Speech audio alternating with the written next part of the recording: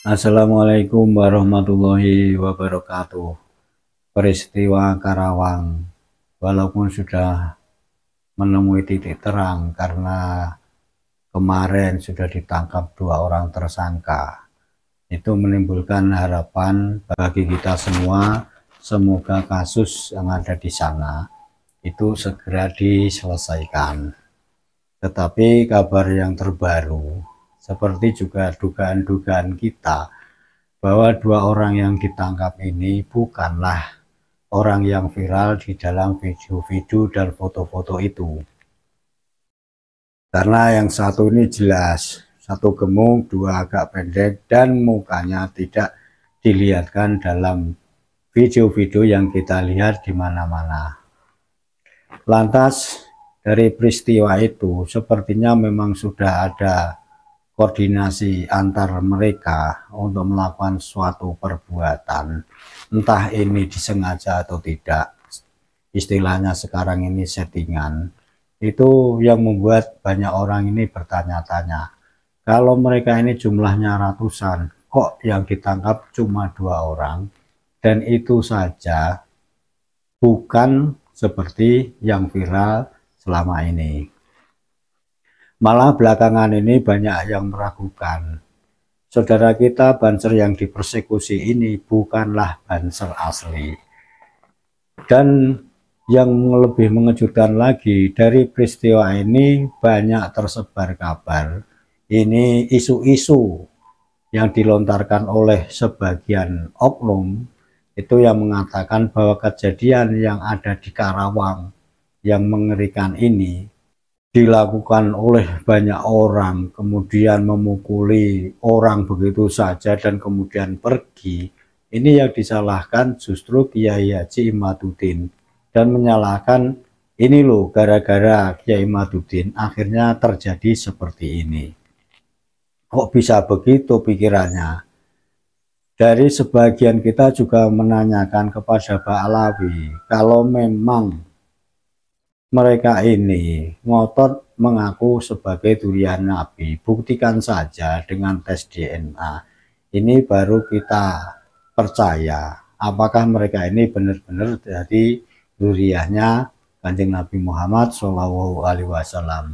Tidak seperti selama ini yang dikeluarkan oleh Rizik kemana-mana, bahkan dalam orasi-orasinya ini banyak yang zong, yang justru membuat kita anak Nusantara ini semakin tertawa kalau melihat pola tingkah mereka ini menutupi kebohongan selama ini. Peristiwa Karawang ini menimbulkan luka yang terdalam bagi kita semua, bukan hanya dari grup rombongan Kiai Imaduddin Al-Bantani, tapi untuk keadilan rakyat Nusantara. Bagaimana dengan perbuatan seperti itu, begitu gampang melakukan anarkisme kemudian pergi begitu saja, dan aparat baru bergerak kalau kita lihat di video-video ini setelah ada tekanan-tekanan datangi Mapolres Karawang sana. Bahkan setelah 1 hari ditangkaplah 2 orang yang kemudian diadakanlah konferensi pers yang kita sendiri bisa lihat. Tetapi yang menjadi pertanyaan kita dan pertanyaan banyak orang, dari 2 orang yang ditangkap ini jelas tidak kelihatan mukanya, dan kalau dilihat juga secara fisik ini tidak mirip sama sekali dengan orang yang viral yang ada di video-video selama ini. Jadi simpang siur dari kabar Karawang ini, bahkan dari peristiwa Karawang ini, sekarang ini kita mendengar ada isu yang menyudutkan bahkan Kiai Imaduddin Al-Bantani, juga Laskar Sabilillah. Karena gara-gara mereka itulah kejadian ini menjadi ada. Ini sungguh memprihatinkan. Dan yang menghembuskan kabar-kabar itu tentu bisa jadi adalah saudara kita sendiri yang masih jadi Muhyiddin Ba'alawi. Untuk selanjutnya bagaimana video berikut, mari kita perhatikan bersama-sama. Bagaimana kabar simpang siur ini yang menyudutkan Kiai Maduddin Al-Bantani dalam peristiwa ini? Mari kita ikuti. Saya sungguh menyayangkan ada komentar sumir yang bernada negatif terkait dengan kejadian persekusi di Karawang. Teman kita sendiri yang mengatakan bahwasanya yang dipersekusi 2 orang itu bukan sahabat Banser. Mereka hanya mengenakan baju Banser. Dan itu pun kejadiannya terkait dengan adanya acara PWI Laskar Sabilillah. Pernyataan ini sangat kita sayangkan. Pendapat ini sangat kita sayangkan. Ketika itu keluar dari lisan teman kita sendiri. Satu hal yang hendak saya catat bahwasanya korban persekusi dari rombongan Muhibbin dan kelompok-kelompok ex-FPI di sana adalah sahabat Banser kita sendiri. Dan sudah kelihatan dan nyata korban itu babak belur karena dikeroyok orang segitu banyaknya. Kemudian yang berikutnya, korban berikutnya adalah Kiai Ihsan Badawi, Roi Suryah MWCN, dan juga Kiai Tubagus Nur Fadil. Dan itu merupakan kegiatan menghadiri pengajian di sebuah pondok pesantren, yakni Pondok Pesantren Al-Baghdadi. Jadi ini tidak ada hubungannya sama sekali saat kejadian itu dengan kegiatan PWI Laskar Sabilillah. Dikarenakan kegiatan PWI Laskar Sabilillah Karawangnya itu baru pada malam berikutnya. Ya kalau ingin dibentur acara PWI Laskar Sabilillah Karawang, entoh acaranya luar biasa, dihadiri ribuan orang, dan tidak ada muhibbin atau pasukan bekas FPI yang merangsek ke sana. Ya mungkin juga nggak berani merangsek karena mereka sudah tahu itu banyak orang. Tapi kejadian yang dialami oleh Kiai Ihsan Badawi dan Tubagus Nur Fadil itu tidak ada hubungannya dengan kegiatan tersebut. Karena terjadi pada malam sebelumnya kegiatan di pondok pesantren. Dan ketika itu Kiai Ihsan Badawi dikawal oleh Banser karena beliau merupakan Roi Suryah MWCN. Ini kejadian fakta yang sesungguhnya. Dan ada dugaan bahwasanya kejadian itu memang sudah dikondisikan, sudah dikonsolidasi sejak awal, dikondisikan terencana, bahasa sederhananya. Ini terbukti ada pesan yang di-forward ke grup-grup WhatsApp yang diduga pesan ini dari orang yang mendalangi kerusuhan yang terjadi di Karawang tersebut. Penggalan kalimatnya begini: pakai mobil apa si Imat datang ke Karawang? Biar kita gampang untuk memenggal kepalanya si Imat. Salam olahraga tanggal 11. Artinya memang sudah ada upaya perencanaan untuk melakukan perbuatan jahat terhadap Kiai Imat.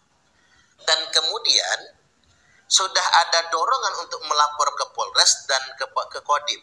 Tetapi orang-orang tertentu mengondisikan tidak usah buat laporan ke Polres atau ke Kodim. Karena positif aman, nanti kami yang mengamankannya.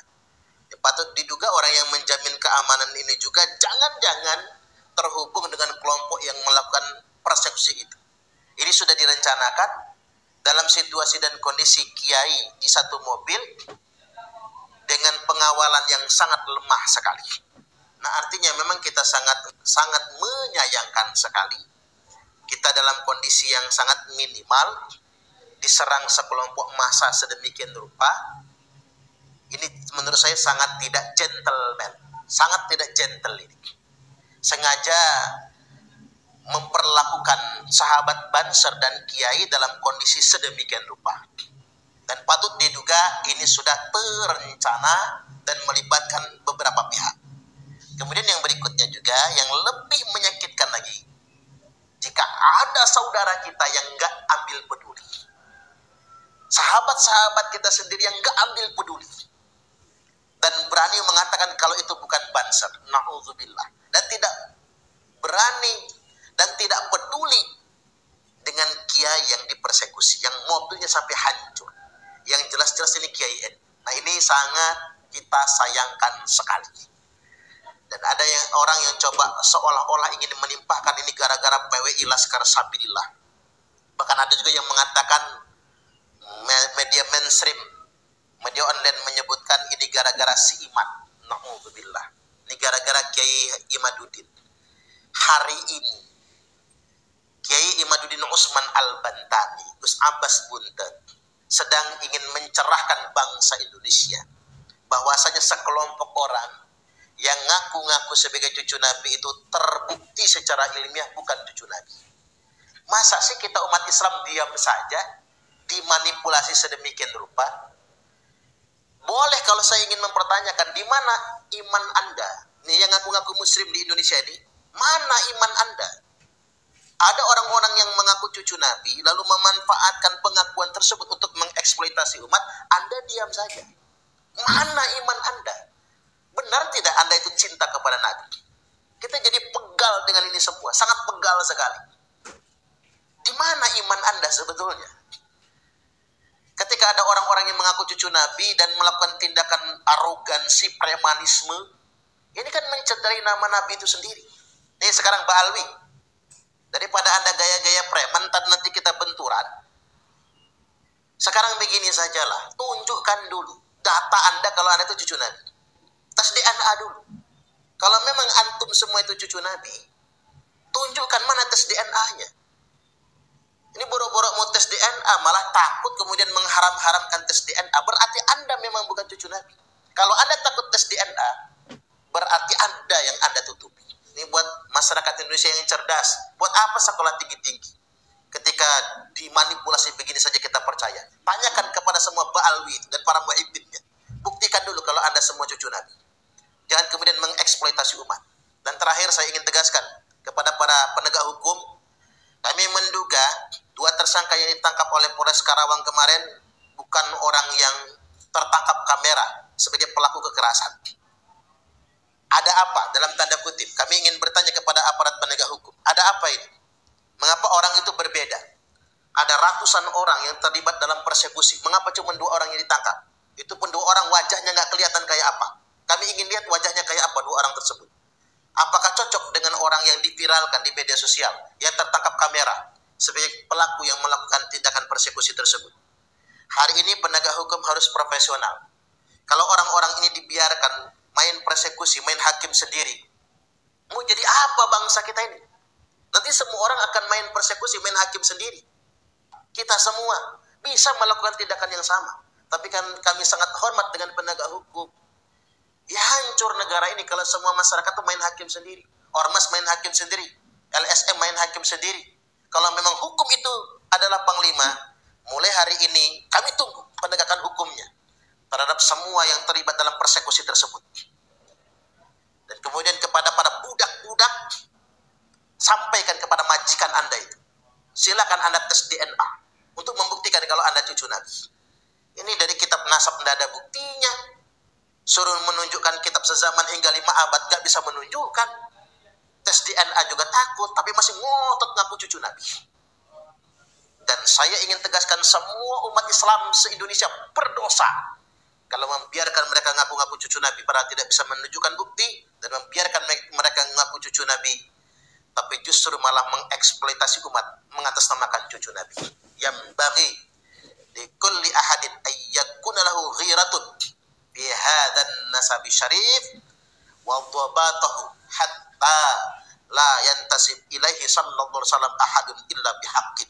Sudah wajib, sudah seharusnya dan jadi niscaya semua orang punya kewajiban untuk cemburu, sensitif dengan pengakuan siapapun yang mengaku sebagai zuriat Nabi, nasabnya bersambung kepada Nabi, dan kita semua wajib meneliti dengan ilmu, dengan hujah, dengan dalil, sampai tidak seorang pun yang berani mengaku dirinya cucu Nabi kecuali dengan data yang benar.